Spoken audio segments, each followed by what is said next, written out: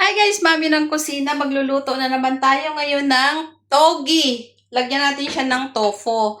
So, togi with tofu. Ito yung tofu natin. Pinirito ko na siya. Meron tayong carrots. In-slice ko na rin siya. Ito yung togi natin guys. Inano ko na siya sa hot water para hindi na siya ma-overcook mamaya kasi ganyan ako pag nagluto. Hindi ko lang alam kung sa inyo kung paano ang procedure nyo magluto. Tapos meron tayong bawang, sibuyas. Pero itong luya na to, hindi ko siya gagamitin at dahil meron tayong adobong atay.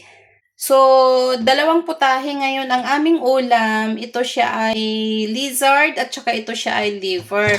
So, yung luya na yun para yan dito. Una nating lutuin ay tofu with togi. Ito yung ano natin, yung mantika. Lalagay natin ang oil natin dyan at igisa natin ang ating sibuyas at bawang. Saka nakalimutan ko pala, itong mga seasoning natin, ito siya black pepper, Ajinomoto at saka oyster sauce. Yun lang yung ating mga pangsangkap dito sa ating tofu with togi. So, ito siya guys, na ilagay na natin ang ating sibuyas, diba? Sibuyas, bawang. Ngayon, nung naluto na yung ating bawang, nilagay ko yung oyster sauce ng konti para lumasa doon sa sibuyas. So, ito na siya. Ayan, may malaki pa pala. Ito. So, tabi natin to. Ganyan ako magluto. Tapos, maya-maya, pag nag-half cook na tong ating carrots, lalagyan ko siya ulit ng oyster sauce, ganito, para mas lalong masarap. So, lalagyan ulit natin guys ha. Lumayo lang ako ng konti kasi wala akong mapagpatungan ng cellphone ko. So, yan, nilagyan na natin ulit ng oyster sauce. Tapos, halu-haluin lang natin hanggang sa ma-mixture ng ating mga sangkap ang oyster sauce. So, ito na. Ilalagay ko na din yung tofu.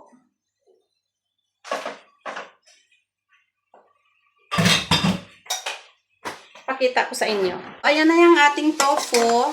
Haluin lang natin syempre yung ating tofu dito sa ginisang sibuyas para ma-absorb ng tofu ang ating oyster sauce. So, lalagyan natin siya ng sangkap. Yung tinatawag nating paminta. Ayan. Black pepper. Dahil iyan lang yung nilagay natin. Wala na tayong ibang ilalagay. At syempre, lagyan natin pampalasa. Okay? Halo-haluin natin konti. So, ayan na siya guys. Yung hinalo ko na, yan na yung itsura nitong ating tofu. Ilagay ko na ang ating togi. Okay na lang din dito. Kakamayin ko na at malinis naman ang aking kamay. So, iyan. Lahat na natin. Tapos, imimix ko siya.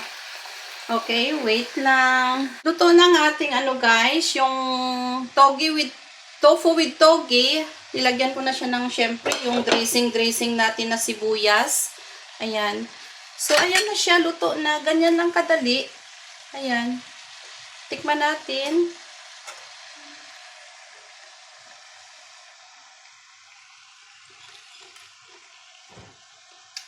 Perfect. So, maraming salamat sa inyong panonood sa aking Reyna ng Kusina. Kahit maliit lang at konti lang yung views, okay lang. Basta tuloy-tuloy pa rin. So, thank you very much. Bye!